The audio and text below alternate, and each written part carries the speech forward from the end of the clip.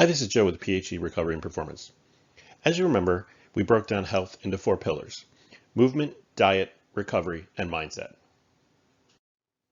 In our last video, we'll examine the mindset component of health.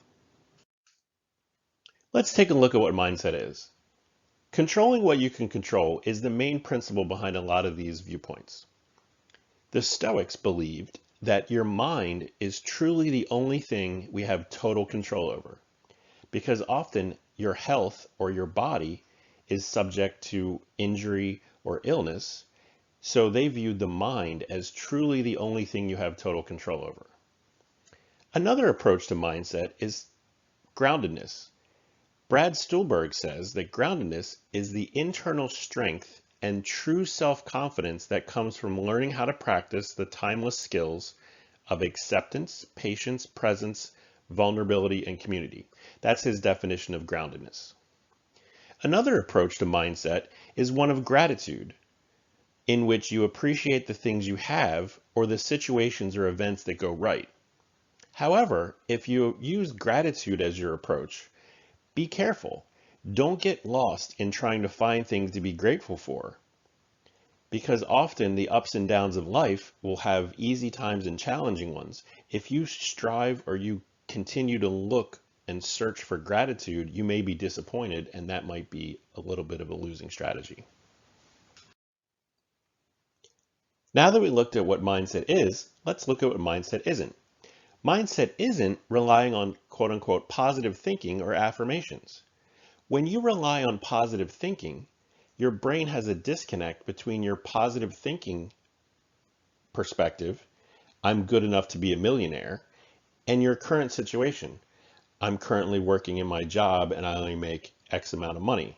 And there's a disconnect, and your brain then realizes, oh, well, I'm positive thinking is this, and the reality is that. So you create a delta between where you think you should be from positive thinking and where you actually are. Mindset also isn't about blaming others or the victim mentality. Finally, the last thing that a mindset isn't is comparing your life or your situation to others.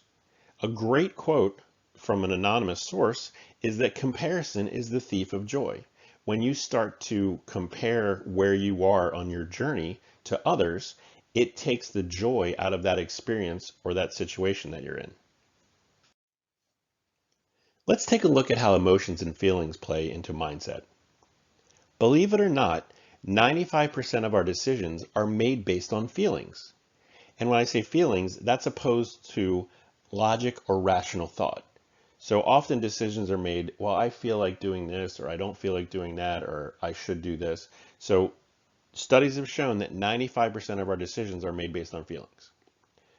One way to combat or to strategize around that is just simply to raise your awareness of your feelings and how they control your decisions. So let's take a look at how this plays out. So emotions are physical states. So you're sad or you're upset or you're happy. Those physical states are interpreted by the brain that result in feelings. I feel sad or I feel unhappy. And then that feeling drives your decision. I don't feel like going to the gym today.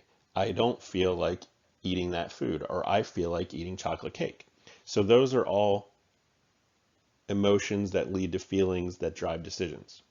So the biggest takeaway from emotions and feelings is to change your emotions, or how you're currently feeling is to change your physical state, right? Because like we said, emotions are based on your physical state. If you are feeling or you have an emotion of sadness, stand up, walk around, smile, do some jumping jacks, do some burpees, anything. That physical state change it has to change your emotion, because emotions are physical states.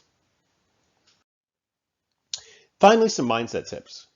The first one is a little uncomfortable, but something we should take the time to do. Take some time and do what I'm calling the deep work. Identify your personal values and your goals, because if you don't know what values you have and what goals you have, then you won't know if the activities you do every day are taking you closer to that goal or further away from it. So the next point leads right into that, is you should work on activities that lead toward the goal. They don't have to like get you to the goal in 3 steps. But if I'm working on an activity that doesn't lead to a goal that I have, then that is a useless activity for me in relation to that goal. A huge tip here is to focus on the process, not the outcome. Let's take dieting, for example. If I set a goal of losing 20 pounds and I work for 30 days or 60 days and I lose 19 pounds, is that a failure? Well, I got 19 out of 20 pounds, so yes, I didn't meet the goal. However, a better goal would be I'm going to eat healthy each day, or I'm going to work out 3 times a week, right? That's a behavior or a process goal versus an outcome goal. Another tip is to use movement or exercise as a tool to change your emotions. We talked about in the last slide, emotions and feelings, or emotions rather, are physical state. So using movement or exercise can break you out of that emotion so you don't develop a feeling, which then drives your decisions. Finally, the last tip of mindset is to tackle small but important tasks that will get you closer to your goal incrementally. Figure out what your goal is, break it down into smaller tasks. What is the smallest possible thing you can do today to get you closer to your goal? And then go do that. If you do one thing that gets you closer to your goal today, today's a win. It doesn't matter what other thing you do or if you have a flat tire or anything like that. That one thing gets you closer to the goal. And then tomorrow you do the next thing.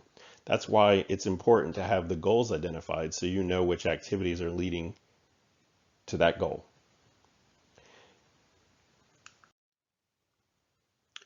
This was the last video of our 4-part series, and we looked at the components of health. We looked at movement, diet, recovery, and mindset. If you have any questions about any of the 4 pillars of health, leave a comment in the blog below, or feel free to shoot me a message and we can talk about the ways to improve your health. Thanks a lot. Appreciate you viewing this series.